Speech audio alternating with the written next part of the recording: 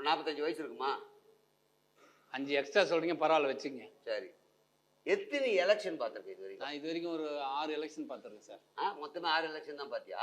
ஆமாம் sir, 6 election எத்தனை பார்த்துருக்கேன். தடவை ஓட்டு போட்டேன்? நான் ஒரு 6 எலெக்ஷனில் ஒரு 5 டைம் ஓட்டு போட்டிருப்பேன் சார். எத்தனை தடவை? 5 டைம் ஓட்டு போட்டிருப்பேன். 6 எலெக்ஷன் அப்படின்னா 18 தடவை நீ ஓட்டு போட்டுருக்க. என்ன கள்ள ஓட்டு போட சொல்கிறேன் பத்தியா?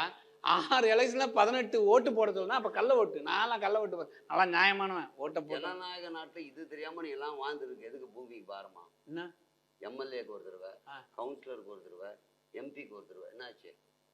6 6 6 18. அப்ப நீ 12 தடவை 13 தடவை ஓட்டு போடாம இருந்திருக்க. நான் போடல. 6 டைம் போட்டிருக்கேன். எனக்கு ஞாபகம் இருக்கு, 6 டைம் போட்டிருக்கேன். அது என்னென்ன எலெக்ஷன் தெரியல, 6 டைம் போட்டிருக்கேன் நான். ஆனா டேய்னா சரி விடு, நான் கேட்டதுக்கு மட்டும் பதில் சொல்லு. இல்ல 18 டைம் நீ எப்படி போக சொல்ற நீ? இல்ல அதுதான் கேக்குறேன். 18 தடவை 18 டைம் போட்டிய, மீதி நாளும் ஓட்டு உங்ககிட்ட வந்து உங்கள் ஓட்டு எங்களுக்கு அப்படின்னு தெளிவா கேட்டிருப்பாங்க. நாங்கள் இதை செய்வோம் அதை செய்வோம் சொல்லி இருப்பாங்க.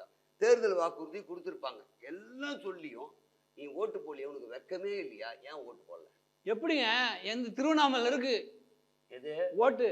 நீ இங்க இருக்க. ஆமா சரி, 18 டைம் போயிட்டு வர முடியுமா? 6 டைம் ஏதோ மூடு வந்தது போட்டு வந்தேன். நீ வேற மூடு வந்தது போட்டு வந்தியா?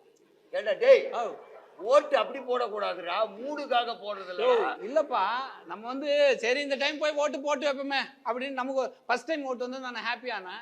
அப்போ போய் ஒரு டைம் ஓட்டு போட்டேன். இடையில இன்னொரு டைம் வந்து சரி போட்டு போன வருஷம் தான் போட்டோமே, இந்த வருஷம் இருக்குன்ட்டு அப்புறம் அது மாதிரி ஒரு 6 டைம் போட்டிருக்கேன். 18 டைம் போனோம்னா நான் திருவண்ணாமலை பக்கத்தில் இருக்கிற கோணாமங்கலங்கிற ஊர், அங்க போய் நான் போட்டு வரணும்னா கஷ்டம் இல்ல. கவர்மெண்ட்டே லீவ் கொடுத்துருக்கு. ஆமா, நீ லீவ் கொடுது. லீவ் கொடுத்துருக்கு. ஆமா, அதுதான் கவர்மெண்ட் லீவ் கொடுத்துருக்கு. ஓட்டு போடுறதுனடா, அவங்க ஓட்டு போட தான் கொடுத்தாங்க. ஆனா நமக்கு ஒரு நாள் தானே லீவ் கிடைச்சுன்னு ஜாலியா வீட்டோட வந்துட்டேன். சரி ஃபேமிலி பார்த்தோமா, எல்லாம் அவ்வளவு தூரம் போயிட்டு வர்றது ரொம்ப டயர்ட் ஆயிடுதுங்க.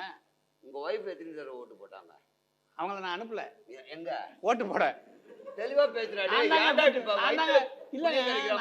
நான் தாங்க கூட்டு போனோம் எங்க ஓட்டு போறதுக்கு.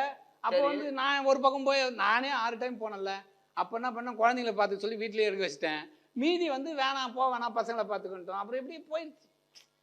அதெல்லாம் சரி. இப்ப என்ன சொல்லு. உனக்கு படிப்பு குறைவு, மருத்துவம் தெரியல, விவசாய பங்கு தெரியல, உனக்கு இருக்கிற பிரச்சனை சொல்லி வரேன்.